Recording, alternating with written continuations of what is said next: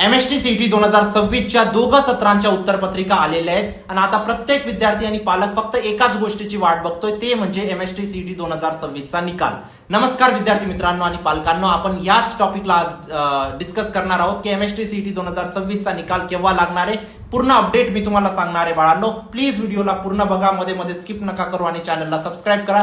जोपर्यंत तुमचं एक बेस्ट कॉलेजमध्ये ऍडमिशन निघून जात बाळांनो, तोपर्यंत मी तुमच्या सोबत असेल. दिवसाचे 2-2, 3-3 व्हिडिओज आता येणार आहेत, म्हणून चॅनलला सबस्क्राईब करा. पूर्ण काउन्सिलिंग प्रोसेस मी तुम्हाला सांगणार आहे, ठीक आहे. आणि व्हॉट्सअप ग्रुपला जॉईन करा. कॅप राऊंड रिलेटेड सगळ्या अपडेट्स व्हॉट्सअप ग्रुपला येतात बाळांनो. व्हॉट्सअप ग्रुप फुल होऊन जाईल, त्याआधी व्हॉट्सअप ग्रुपला जॉईन करा.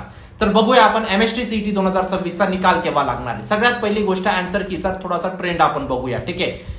2025 मध्ये बाळांनो, 2025 मध्ये तुमचा 24 मेला तुमचा प्रोव्हिजनल आन्सर की आली होती आणि त्यानंतर 2 मेला तुमची फायनल आन्सर की आली. फायनल आन्सर की म्हणजे बोनस मार्क्स वगैरे कॅल्क्युलेट होऊन आले होते बाळांनो, ठीक आहे.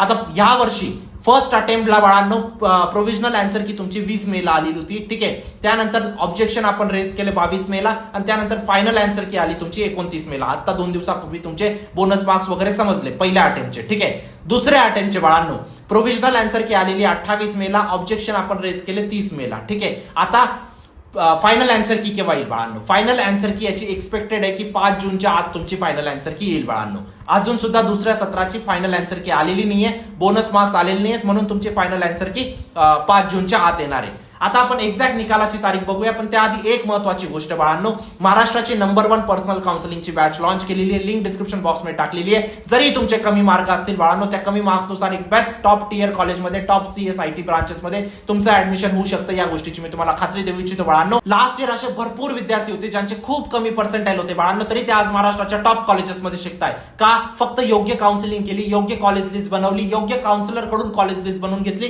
कॅप राऊंड्सला व्यवस्थित खेळले, पहिल्या राऊंडला व्यवस्थित खेळले, दुसऱ्या राऊंडला जायचं का नाही जायचं, फ्रीज करायचं का फ्लोट करायचं, ठीक आहे. त्याच्यामध्ये वॅकंट सीट्स किती आहेत, त्यांना कसं अप्लाय करायचं, जेणेकरून आपले कमी मार्कांना पण आपल्याला एक टॉप कॉलेज भेटेल. या दृष्टिकोनातून बाळांनो व्यवस्थित त्यांनी कमी मार्क्सला पण चांगल्या कॉलेजमध्ये ऍडमिशन घेतलं, ठीक आहे, योग्य काउन्सिलिंगच्या बळावरती. आणि असेही खूप सारे विद्यार्थी होते ज्यांचे खूप चांगले पर्सेंटाईल होते बाळांनो, तरी ते आज थर्ड क्लास कॉलेजेसमध्ये. का बाळांनो? माहिती, प्रत्येक गोष्ट स्वतःहून करायला गेले, कॉलेज लिस्ट स्वतःहून बनवायला गेले, ऍडमिशन प्रोसेस स्वतःहून बनवायला गेले, ठीक आहे. ऍडमिशन प्रोसेसमध्ये बाळांनो एक जरी चूक झाली तरी तुमचं ऍडमिशन कॅन्सल होऊन जातं. आणि जर तुम्हाला 350 कॉलेजचं नॉलेज आहे ना, तुम्ही स्वतः काउन्सिलिंग करून घ्या बाळांनो. पण नाही आहे ना, तर योग्य काउन्सिलिंग करा. वाटल्यास तर कुठूनही करा, पण योग्य काउन्सिलिंग मध्ये नक्कीच एनरोल करून घ्या बाळांनो. तुमच्या आयुष्याचा प्रश्न असतो, ठीक आहे. आता आपल्या काउन्सिलिंग मध्ये तुम्हाला एक पर्सनल काउन्सिलर सुद्धा अलाउट करतो आपण, जे नेहमी तुमच्या सोबत असतात. कधी तुम्हाला काही डाऊट आला, तुम्ही त्यांना कॉल करा, मेसेज करा, तुमच्या सोबत असतात ते, ठीक आहे. तुमचं किती पर्सेंटाईल आले, कोणती कॅटेगरी तुमची, कोणत्या सिटीमध्ये ऍडमिशन हवंय, कोणत्या ब्रांचमध्ये हवंय, या सगळ्या तुमच्या रिक्वायरमेंट समजून घेतात. त्यानुसार तुमची पर्सनलाइज कॉलेज लिस्ट बनते बाळांनो, आणि तीच कॉलेज लिस्ट तुम्हाला CET सेलला सबमिट करायची असतं, जेणेकरून कमी मार्क्सला पण एक चांगलं कॉलेज आपल्याला टार्गेट करता येतं, ठीक आहे. जरी तुमचे कमी मार्क आले असतील ना, खचून नका जाऊ बाळांनो. 50% काम अजूनही बाकी आहे. जर हे 50% काम व्यवस्थित केलं ना, आपण एक टॉप लेवल कॉलेजमध्ये जाऊ. जर तुमचे खूप चांगले मार्क्स आले असतील बाळांनो, ओव्हर कॉन्फिडंट नका होऊ. 50% काम अजूनही बाकी आहे, ठीक आहे. तुमच्या आयुष्याचा प्रश्न आहे बाळांनो, इथं चूक नका करू. इथं एक चूक खूप महाग पडते. नेक्स्ट 4 वर्ष तर तुम्ही रिग्रेट करणारच करणार, त्याच्यानंतर सुद्धा रिग्रेट करू शकतात. आता योग्य डिसिजन घेणं खूप गरजेचं आहे, ठीक आहे. काही अडचण असेल तुम्ही मला या नंबरवर व्हॉट्सअप करा, ठीक आहे. कॉल पण करू शकतात, पण मी जनरली व्हॉट्सअपवरती जास्त ऍक्टिव्ह असतो बाळांनो. माझ्याकडे असं नाही की कॉलिंगसाठी टीम ठेवलेली आहे, सर दिवसभर कॉल करतील ते की सर काउन्सिलिंग घेऊन घ्या, काउन्सिलिंग घेऊन घ्या, अशी गोष्ट नाही बाळांनो. जेन्युअनली गरज असेल नक्कीच एनरोल करू शकतात काउन्सिलिंग मध्ये. लिंक डिस्क्रिप्शन बॉक्समध्ये टाकली. पहिली गोष्ट बाळांनो, तुमचा निकाल कसा दिसणार आहे? अशा पद्धतीने तुमचा निकाल दिसणार आहे बाळांनो. या निकालामध्ये तुमचं नाव, ऍप्लिकेशन नंबर, कॅटेगरी वगैरे या सगळ्या गोष्टी तुम्हाला व्यवस्थित चेक करायचे आहेत. त्यानंतर तुम्हाला तुमचं स्वतःचं नाव, तुमच्या आईचं नाव आणि वडिलांचं नावाचे स्पेलिंग वगैरे व्यवस्थित तुम्हाला चेक करायचे. त्यानंतर बघू शकतात बाळांनो, इथं तुमचे फिजिक्सचे पर्सेंटाईल वेगळे येतील, केमिस्ट्रीचे पर्सेंटाईल वेगळे येतील आणि मॅथचे पर्सेंटाईल तुमचे वेगळे येतील बाळांनो. त्यानंतर टोटल पर्सेंटाईल तुमचे वेगळे येतील. आता physics plus chemistry plus maths divided by 3 हे तुमचे टोटल पर्सेंटाईल नसतात बाळांनो. हे पर्सेंटेज नाहीये, पर्सेंटाईल आहे, ठीक आहे. तिघांचं ऍव्हरेज नका करत बसू. भरपूर विद्यार्थ्यांना वाटतं की माझा निकाल चुकलेला आहे. नाही बाळांनो, पर्सेंटाईल सिस्टम अशाच पद्धतीच्या असतात. गोष्ट समजते, ठीक आहे. तर अशा पद्धतीने तुमचा बेसिक निकाल येईल बाळांनो. तुमचा फोटो वगैरे व्यवस्थित तपासा, तुमची साईन आहे ना हे व्यवस्थित तपासा. कारण आता तुम्ही बघू शकतात बाळांनो, CBSE मध्ये जे झालं, नीट एक्झाम मध्ये जे झालं, खूप काही घोटाळे होत असतात, ठीक आहे. आणि हे घोटाळे एक्सपेक्टेड आहेत आता CET मध्ये सुद्धा, है ना.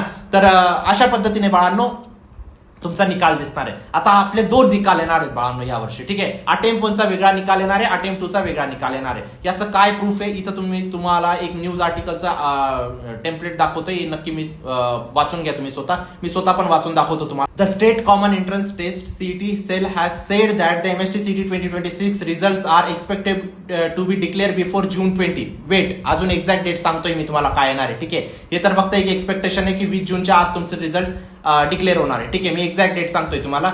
To ensure the entire admission process completed before August 30 ऑगस्टच्या आत तुमची ऍडमिशन प्रोसेस संपायला हवी म्हणून.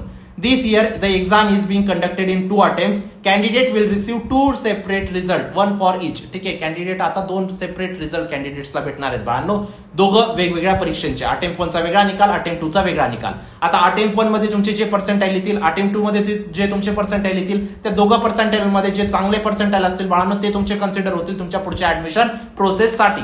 गोष्ट समजली आहे, इथपर्यंत क्लिअर आहे. ठीक आहे, आता निकाल केव्हा लागणार आहे, आता मी तुम्हाला काय अनालिसिस सांगतो. ठीक आहे, त्यानुसार तुम्हाला समजेल बाळांनो निकाल तुमचा एक्झॅक्ट केव्हा लागणार आहे.